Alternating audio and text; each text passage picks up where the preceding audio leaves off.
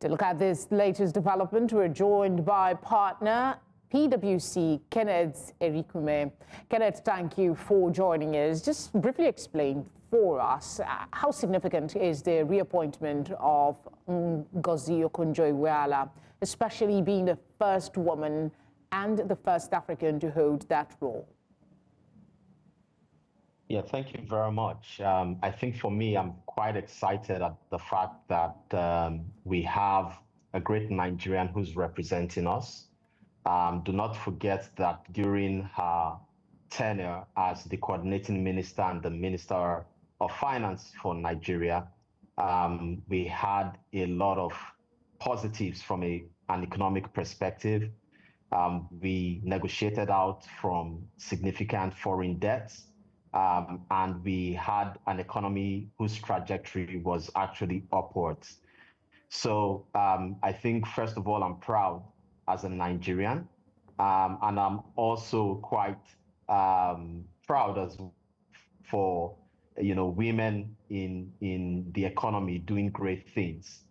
But as you can imagine, this reappointment comes at a very historic time, where there are certain mega forces that are at play, especially in the area of tensions around trade. And with the elections in the US, we expect that some of these things would escalate. And just for clarity, it's clear that the foreign policy of the US, especially with regards to trade with China, has been under immense pressure, and there has been some tension there. Yeah. And Donald Trump, as an individual, views tariffs as a powerful economic tool and may enthusiastically initiate some of these or escalate some of these trade tensions. Do not forget when France introduced some digital tax on big tech companies.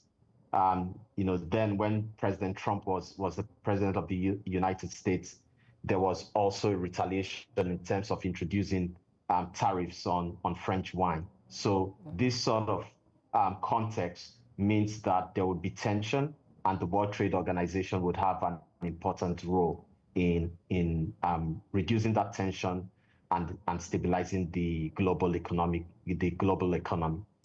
All right. Sometimes I bite my head off for this question, but I did see a publication where a source was telling AFP that the overwhelming support for Okonjo-Iweala's second term came not because everyone loves Ngozi, but that they are more worried. Members were worried that if she does not get reinstated, then it's possible that the U.S. elections that have taken place now, that Trump, when he comes, might block other contenders, leaving a void at the top.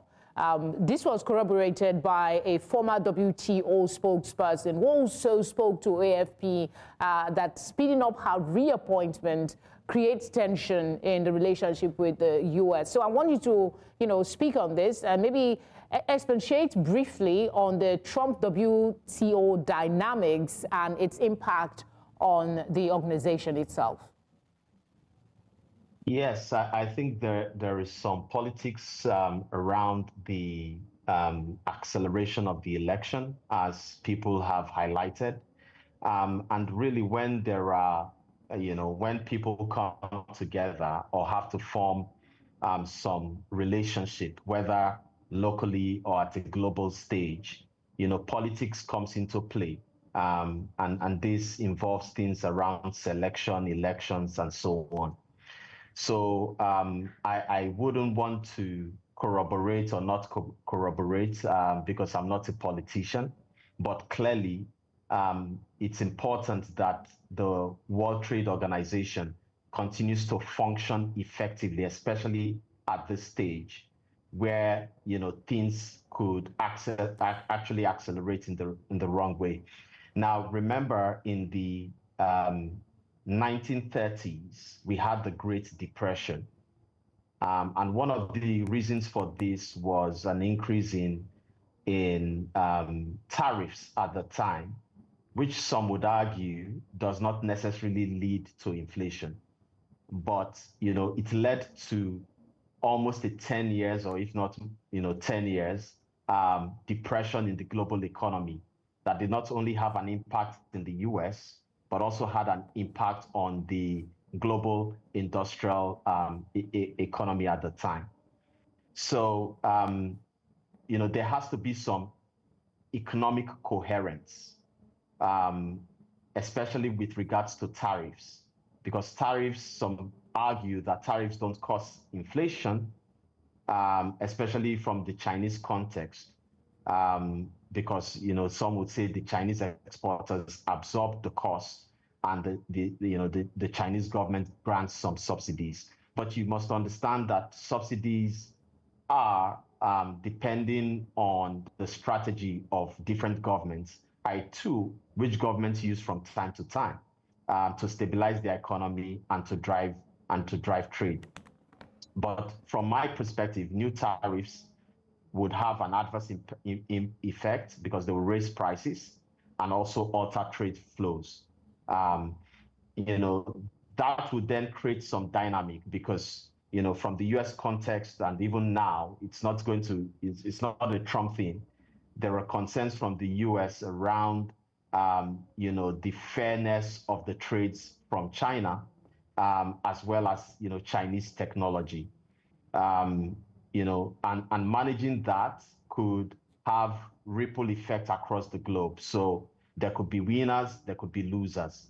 All right. I'm sorry to interject, but we're time pressed. Yes. So I'll just go ahead and ask you rather. There are concerns about the continuing viability of the WTO, in the general scheme of things. Do you take part in that conversation that there is need for WTO reform, and perhaps that Dr.